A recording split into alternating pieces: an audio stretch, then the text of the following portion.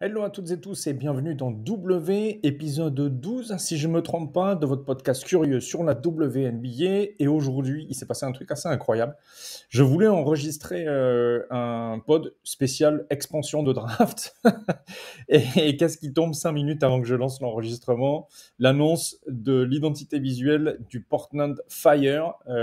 Donc Portland qui réanime son feu, une équipe qui avait déjà existé en WNBA dans le passé, et donc on a l'identité visuelle plutôt moderne, plutôt bien sentie donc cette nouvelle équipe du Portland Fire. Et ça tombe à pic en fait, ça tombe à pic parce que ça permet d'illustrer du coup ce qu'on va dire aujourd'hui. Et aujourd'hui, on va faire un point sur non seulement les expansions qui vont arriver et ce que ça veut dire, ce que ça signifie pour les équipes et pour la ligue de manière générale d'ici à l'horizon 2030. Et on va aussi faire un point sur les Valkyries parce que les Valkyries sont la dernière expansion franchise à être arrivée en WNBA et il y a des choses à dire à ce sujet dont j'ai parlé en filigrane sur les épisodes précédents, mais je ne me suis jamais vraiment posé pour en discuter avec vous le temps d'un podcast ou d'un demi-podcast. Donc, on va reprendre l'échelle de l'expansion du coup de la WNBA. On sait très bien que c'est une ligue qui est en train d'exploser en termes marketing, en termes de produits, même en termes de basket, à vrai dire. On aura peut-être l'occasion d'en reparler dans quelques épisodes. Mais le calendrier de cette expansion de la WNBA, donc de l'arrivée des nouvelles franchises au milieu des anciennement 12, désormais 13 avec les Valkyries, 13 franchises actuelles, eh bien, il se fait graduellement de 2026 jusqu'à 2030. Et donc, pour aller de l'horizon le plus lointain à l'horizon le plus proche, on a Philadelphie à l'horizon 2030, qui sera donc la dernière franchise à l'heure actuelle connue qui intégrera la Ligue. Détroit en 2029, Cleveland en 2028 et dès la saison prochaine, le Tempo à Toronto à l'horizon 2026, donc qui a déjà dévoilé son identité visuelle, et le Portland Fire qui est le sujet du jour sur les réseaux et dans la ligue, et le Portland Fire qui arrivera également en 2026 donc, et qui est le sujet du jour sur les réseaux et en WNBA puisque ils ont dévoilé leur identité visuelle. Donc à l'horizon 2026, donc dès la saison prochaine, on aura donc 15 franchises alignées en WNBA, donc 2 de plus que les 13 qui sont alignées aujourd'hui. 2028, 2029, 2030 nous porte à un horizon à 18 franchises. Et on peut imaginer que la WNBA voudra aller même peut-être jusqu'à 20 franchises. 18 franchises en WNBA, il va être question forcément de rebattre le calendrier, le nombre de matchs joués par équipe, et éventuellement, forcément, à un moment donné, à nouveau une négociation du CBA avec les joueuses qui vont taper du poing sur la table parce que, évidemment, les revenus générés par 15 ou 18 équipes, c'est pas la même chose que les revenus générés par 12 ou 13. Donc, forcément, à un moment donné, les syndicats de propriétaires et de salariés, donc les joueuses, vont se retrouver autour de la table pour discuter de ça. Mais ça, on y reviendra aussi dans un épisode prochain, puisqu'il y a une négociation en cours et que, d'ailleurs, Satou Sabali a dit que ça se passait pas très bien, elle qui représente le syndicat des joueuses. Et donc, on aura l'occasion d'en discuter quand cette histoire aura trouvé une conclusion dans les semaines ou dans les petits mois arrivent, en espérant qu'il n'y ait pas de lockout. Il est temps de parler donc de ces équipes d'expansion. Portland, Toronto, Cleveland, Détroit, Philadelphie, majoritairement des équipes plutôt de la côte Est. On a évidemment Portland qui est à l'extrême ouest des États-Unis. Il va peut-être y avoir une histoire de conférence dans le calendrier en tout cas, puisque vous savez que sur les playoffs, vous le savez ou pas d'ailleurs, mais sur les playoffs en WNBA, il n'y a pas d'histoire de conférence, contrairement à la NBA. Mais surtout, ce dont je voulais discuter avec vous, c'était la manière dont on gère une franchise d'expansion. Et pourquoi je trouve que c'est un sujet intéressant?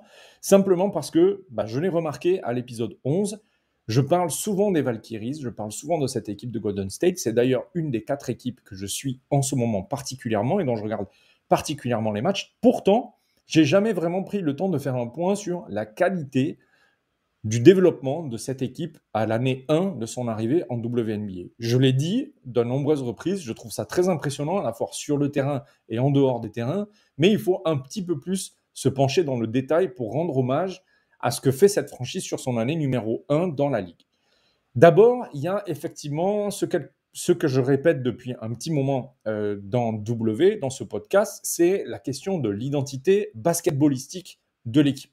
Et cette identité, elle est basée d'abord sur le recrutement à la free agency et sur l'expansion de draft qui a eu lieu à l'intersaison dernière, le recrutement de joueuses qui sont au mieux des seconds couteaux ou des troisièmes couteaux dans d'autres équipes, voire même des joueuses de rôle, mais avec toujours ce côté, j'ai été freiné dans un collectif qui était brillant autour de moi et j'ai un petit peu plus de potentiel que ma carrière ne l'a laissé entrevoir jusqu'ici. Je crois que les exemples de Kyla Thornton, par exemple, et de Veronica Burton le prouvent, puisque aujourd'hui, Kyla Thornton est une joueuse All-Star. Elle est, à mon avis, avec Veronica Burton aussi, que je pourrais mettre dans le même sac, candidate MIP. Et en plus, on est réellement sur des joueuses qui ont un impact défensif énorme dans cette équipe. L'autre chose qu'a bien fait les Valkyries, c'est d'aller chercher des joueuses très confirmées et de très très haut niveau, voire élite, sur le continent européen pour leur donner leur chance en WNBA. C'est notamment le cas de Janelle Salin qui fait qui fait une saison incroyable des deux côtés du terrain, pour le coup, pour les Valkyries, et aussi des jeunes à fort potentiel, et notamment Carla Leight, qui est, à mon avis, un bon coup à la draft du côté des Valkyries. Donc, tous ces ingrédients basketballistiques sont plutôt très bons sur la construction d'une équipe parce que vous avez des joueuses qui ont enfin de la lumière, des minutes et des responsabilités au-dessus de ce qu'elles ont eu avant et qui peuvent donc prouver toute leur valeur, ce qui est vraiment du pain béni quand on sait que la free agency qui arrive est une free agency où on va avoir besoin d'aller chercher un maximum de talents. Donc plus on révèle ces talents en lumière sur les parquets, le mieux c'est pour tout le monde à la free agency et particulièrement pour les Valkyries aussi. Mais c'est également le jeu donc du recrutement, mais aussi du coaching. Et Nathalie Nakassé et son coaching staff sont évidemment à mettre en lumière également parce que il y a cette défense qui est très bien installée et petit à petit, il y a aussi des choses en attaque qui s'installent. Et ça, c'est vraiment agréable à regarder et ça se transfère forcément sur le côté marketing et sur le côté retombée financière et retombée dans le public que cette franchise a depuis le début de la saison. Et effectivement, on sort un peu de l'analyse de jeu, on sort un peu du basket pur et dur, mais c'est quand même important quand on parle de draft d'expansion et de manière générale d'expansion tout court, c'est que construire une franchise et la rendre attirante non seulement pour les investisseurs, mais aussi pour le public, c'est très important. La WNBA est un exemple de ça dans son passé parce qu'il y a de nombreuses franchises qui n'existent plus. Et elles n'existent plus parce qu'elles n'ont plus trouvé de public, entre autres, et parce que financièrement, ça ne pouvait pas suivre. Aujourd'hui, le pari que les Valkyries ont réussi, c'est de devenir un incontournable de la Ligue quand il s'agit de regarder des matchs. Parce que c'est une équipe qui est agréable à regarder. Donc le produit basketballistique est le premier argument marketing que cette équipe a su composer. Et elle l'a très très bien composé. Du coup, qu'est-ce qui restait à faire pour cette équipe? Eh bien, simplement créer une identité visuelle. On a parlé de ce que Portland a mis en place aujourd'hui, en tout cas ce que Portland a dévoilé aujourd'hui avec le Fire. Je vous laisserai aller voir. Je vais sans doute incruster un petit logo du Fire là, pendant que je vous parle. Mais du coup, on a une image qui est plutôt réussie, plutôt moderne, etc., etc. C'est aussi le cas des Valkyries. C'est une image qui me touche moins le logo et les couleurs des Valkyries, tout simplement parce que, étant moi-même déjà supporter d'une équipe en violet, j'en ai jusque-là du violet, mais surtout parce que je trouve que le logo est un peu orienté crypto et du coup, ça me parle beaucoup moins comme vous pouvez l'imaginer. Néanmoins, ça trouve son public. Et il y a quelque chose qui se passe du côté des Valkyries que j'adore. C'est que si on regarde certains chiffres de fréquentation des stades, ça met à mal un storytelling que je déteste, voire même que j'abhorre, qui est celui que Caitlin Clark est le seul wagon qui fait monter et grimper les audiences de la WNBA en ce moment dans la ligue. Et en fait, cet argument a toujours été complètement faux, mais en plus, les chiffres le montrent. Si vous regardez effectivement les statistiques qu'on retrouve sur le site Across the Timeline, que je vous recommande, et je vais les afficher tout de suite, les Golden State Valkyries sont l'équipe qui ont le plus de public à chacun de leurs matchs avec une moyenne de 18 000 spectateurs. Et 18 000 spectateurs, c'est parmi les meilleurs chiffres historiques de la Ligue. Il y a évidemment eu davantage dans l'histoire de la Ligue et le top 20 est au-dessus largement des 18 000. On est entre 18 et 21 000 dans l'histoire de la WNBA, mais 18 000 spectateurs quasiment tous les soirs face à une franchise qui vit son année 1 de basket en WNBA, c'est juste monstrueux. C'est juste monstrueux. Pour vous donner un exemple, vous avez des franchises qui ont des arguments marketing extraordinaires, et notamment Paige Bakers du côté des Wings à Dallas, qui n'en sont clairement pas là. Les Wings, je crois qu'elles sont entre 4 000 et 10 000 spectateurs par soir. On est très très loin de ça. Et pourtant, les Valkyries, ils sont arrivés. Pourquoi elles y sont arrivées? C'est ça qui est quand même vraiment intéressant, c'est qu'on va en revenir au basket, mais elles sont installées sur les terres de Golden State. Et Golden State, clairement, dans l'histoire du basket moderne et dans l'histoire du basket spectacle moderne, c'est une des équipes sans doute les plus agréables à regarder. Et quand on parle des Warriors, on imagine très bien comment cette équipe, cette dynastie de Steph Curry, de Klay Thompson, de Steve Kerr au coaching, leur jeu, délié, sensationnel à regarder, très spectaculaire, notamment les 3 points de Steph Curry et certaines chauffes de Klay Thompson, les Splash Brothers, etc. Il y avait plein de choses qui se passaient sur le terrain qui ont été extrêmement bien mises en valeur par le marketing de la franchise, par les médias locaux, et forcément, vous avez créé, Golden State a su tirer avantage de cette époque dorée du basket des Warriors pour créer une terre d'aficionados de basket, quoi. Une terre de fans de basket.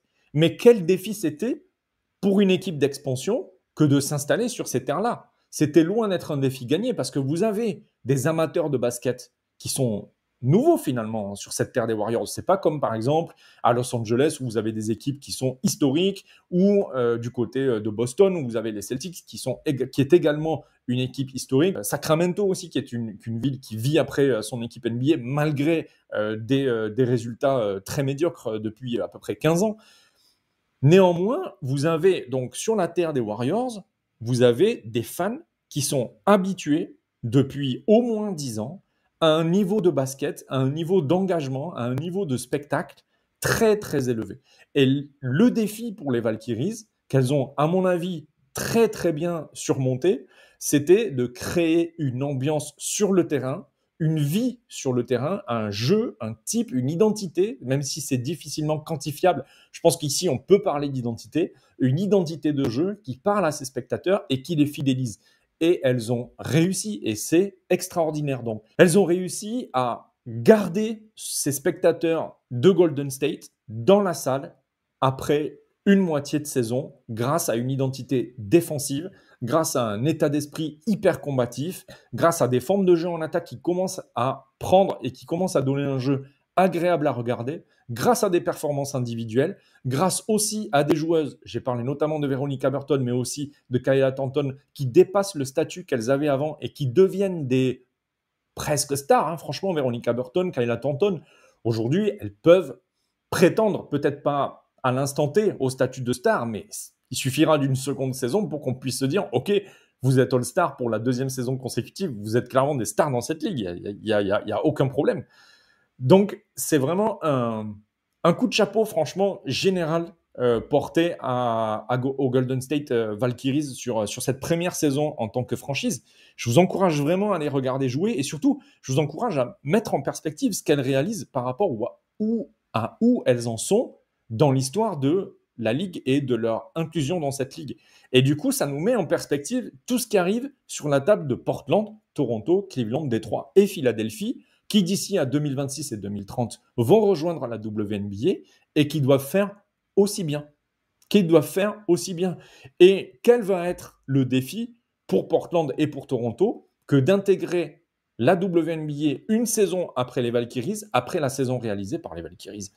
Quel challenge ça va être pour elles d'aller au moins aussi loin sportivement, d'aller au moins aussi loin en termes d'attractivité dans les villes où elles sont installées, qui sont des villes de basket, Portland et Toronto, et quel challenge ça va être d'être au moins aussi attirante sur le marché de la Free Agency 2026 que d'autres équipes, parce que évidemment il y a les Valkyries qui ont des super infrastructures, qui ont un stade qui est toujours rempli, qui ont des jeunes rookies qui sont plutôt attirantes pour jouer à côté. Et en tout cas, il n'y a pas de superstar. Donc, ça peut être intéressant pour une superstar free agent à l'intersaison prochaine de se positionner sur cette franchise, qui ont une coach qui fait un super boulot et qui est clairement contender au milieu d'autres. Nate Tibbetts notamment, on en a déjà parlé, au titre de Coach of the Year, il y a quand même beaucoup d'arguments. Il y a d'autres équipes dans la ligue qui ont des arguments. Page Bakers, Dallas, qui va avoir de nouvelles infrastructures à partir de la saison prochaine.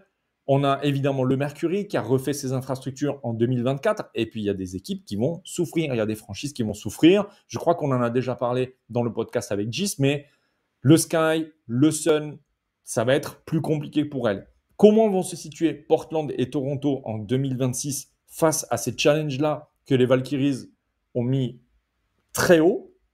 Ça, c'est une question qui, moi, m'attire beaucoup d'ores et déjà pour la saison suivante. Et du coup, ça rend la free agency et l'intersaison beaucoup, beaucoup plus intéressante qu'elle ne pourrait l'être simplement par l'arrivée de deux équipes draftées. Vraiment, les Valkyries ont augmenté le niveau d'intérêt de ce que c'était une expansion, une draft d'expansion et une free agency d'expansion à désormais, du coup, 15 équipes. Ça va être top à suivre. Je suis super excité d'avance alors qu'il reste la moitié de la saison, plus la saison NCAA qu'on couvrira peut-être sur cette chaîne sans vouloir trop en dire. Et ensuite, la draft et la free agency, ça va être extraordinaire à suivre l'intersaison. Il y a évidemment encore à peu près 20 matchs à suivre en WNBA. On y reviendra clairement dès le prochain podcast.